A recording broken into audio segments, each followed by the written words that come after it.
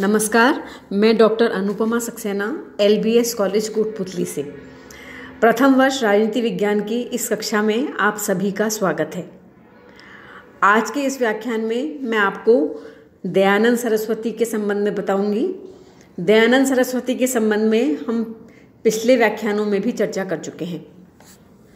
पिछले व्याख्यानों में मैंने आपको दयानंद सरस्वती का जीवन परिचय, उनकी रचनाएं, उनके सामाजिक विचार, उनके शिक्षा संबंधी विचार के बारे में बताया। आज के इस व्याख्यान में मैं आपको दयानंद और भारतीय राष्ट्रवाद तथा दयानंद के राजनीतिक विचारों के संबंध में बताऊंगी। तो पहले शुरू करते हैं दयानंद और भारतीय राष्ट्रवाद से। दयानंद यद्यपि भारतीय राष्ट्रीय आंदोलन से प्रत्यक्ष रूप से जुड़े हुए नहीं थे, लेकिन भारत में राष्ट्रीयता की भावना उत्पन्न करने में उन्होंने महत्वपूर्ण भूमिका का निर्वाह किया। भारत देश के लिए दयानंद के मन में श्रद्धा के भाव थे। उन्होंने लिखा था, यह आर्यव्रत ऐसा देश है जिसके समान भूगोल में कोई दूसरा देश नहीं है। दयानंद ने स्वराज्य, स्वदेशी और देश प्रेम के विचारों को प्रचारित किया, जिसने हिंदुओं में नवचेतना, स्वाभिमान, आत्मविश्वास और आत्मगौरव की भावनाएं उत्पन्न की एवं जिन्होंने राष्ट्रवाद के विकास में योगदान दिया। स्वामी दयानंद के ऐसे विचार और कार्य जो भारतीय राष्ट्रवाद के विकास में सहायक हुए, उनको हम कुछ बिंदुओं के अंतर्गत देख सकते हैं। सबसे पहले हिंदू पुनरुत्थानवाद पर बल। भारत में शताब्दियों से स्थापित विदेशी शासन के कारण भारत के सांस्कृतिक मूल्यों का पतन हो रहा था। स्वामी दयानंद सरस्वती ने यह अनुभव किया कि किसी भी राष्ट्र का निर्माण विदेशी आधार पर होना संभव नहीं है। अतः उन्होंने हिंदू पुनरुत्थानवाद पर बल दिया, जिसने भारतीयों में राष्ट्रीयता की भावना का संचार हो सके। इस दृष्टि से उन्होंने न केवल वेदों की ओर लौटो का उद्घोष किया, वरन भारत के प्राचीन गौरव की ओर भी जनता का ध्यान आकृष्ट किया। उन्होंने लिखा कि प्राचीन समय में यह आर्यव्रत संपूर्ण संसार का गुरु था। जितनी भी विद्या संसार में फैली है, वह आर्यव्रत देश से मिस्र से यूनान से रूस और उससे अमेरिका में फैली है। विज्ञान के क्षेत्र में भी भारत ने अपूर्व उन्नति की थी। ब्रिटिश शासन के जिस काल में अपने धर्म, राजनीति, साहित्य, संस्कृति तथा अतीत के प्रति भारतीयों में हीन भावना घर कर गई थी और वे ब्रिटिश शासन को वरदान समझने लगे थे, उस काल में दयानंद सरस्वती के इस प्रचार ने राष्ट्रीयता के विकास में संजीवनी का कार्य किया। इसके अतिरिक्त दयानंद स्वराज्य के प्रेरक भी थे। दयानंद ने विदेशी शासन का अंत कर स्वराज्य की स्थापना के लिए प्रेरणा प्रदान की। उन्होंने कहा, कोई कितना ही करे, परंतु जो स्वदेशी राज्य होता है वह सर्वोपरि उत्तम होता है। उनके मत में देश में अपना राज्य हुए बिना न ठीक प्रकार से ईश्वर की भक्ति हो सकती है, न धर्म का प्रचार, न राष्ट्र में स्वतंत्रता आ सकती है, न समाज सुधार किया जा सकता है।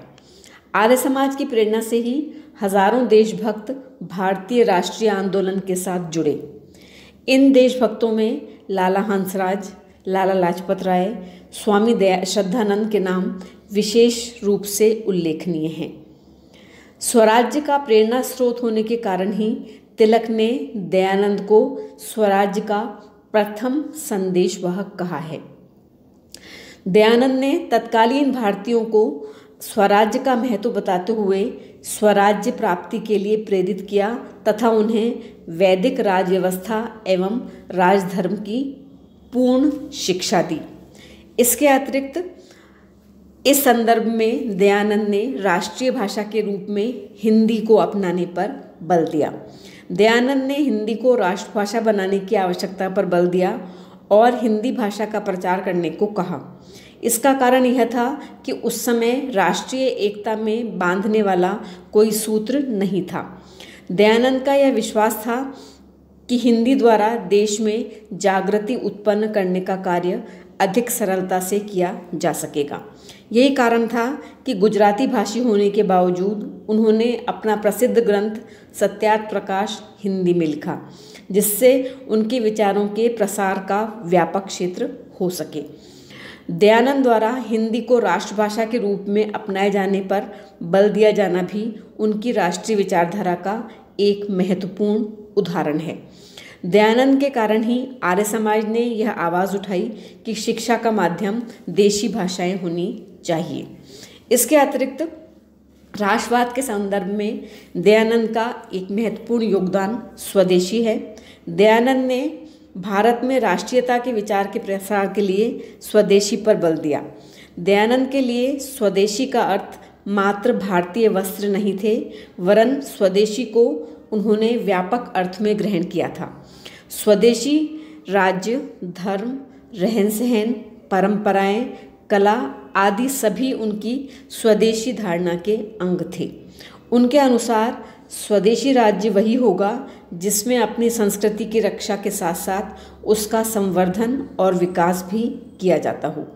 उन्होंने यह संदेश दिया कि सब भारतीयों को स्वदेशी का उपयोग करना चाहिए, अपनी भाषा, अपने धर्म और अपनी परंपराओं का आदर करना चाहिए और भारत का जो अपना है उसे अपनाए रखने में गौरव का अनुभव करना चाहिए।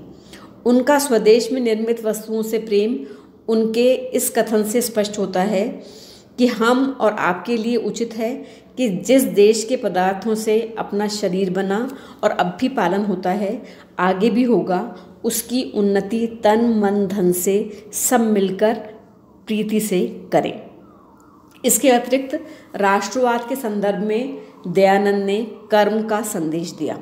दयानंद ने मनुष्य के जीवन में कर्म को प्रधान माना।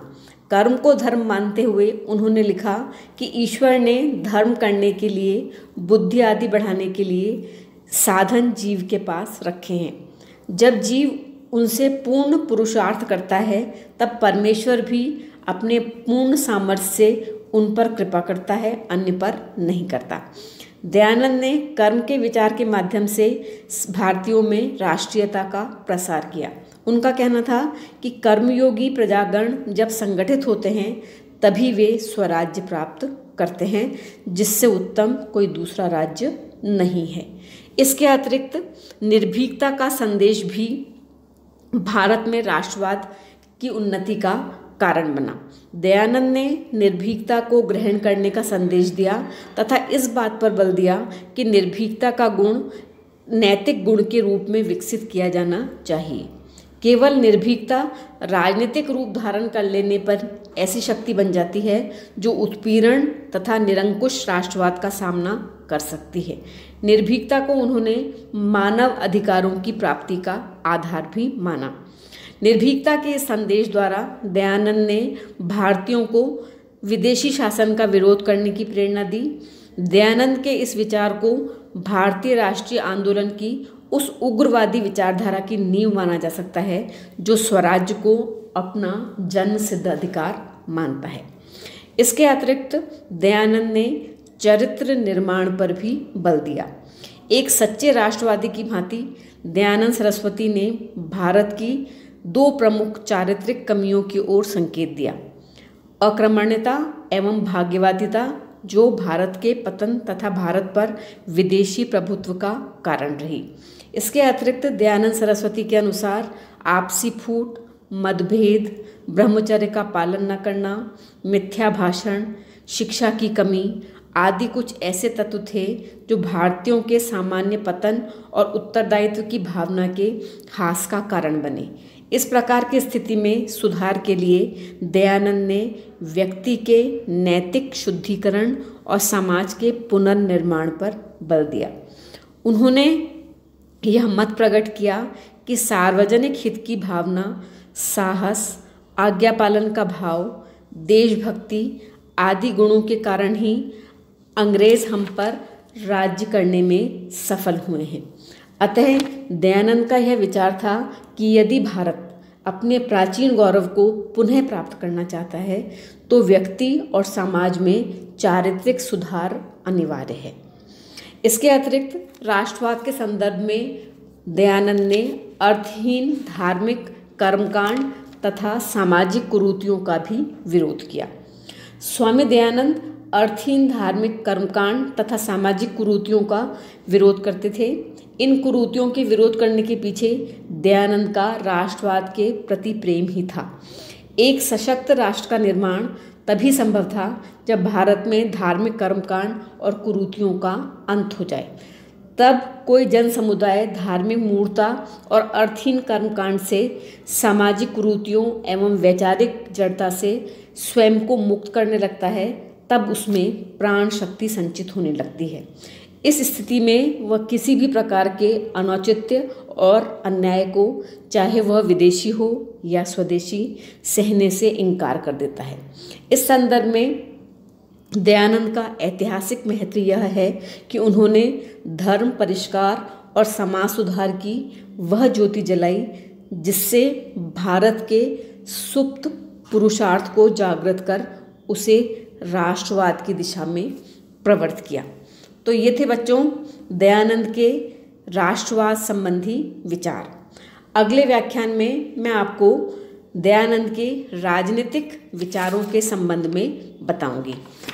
धन्यवाद।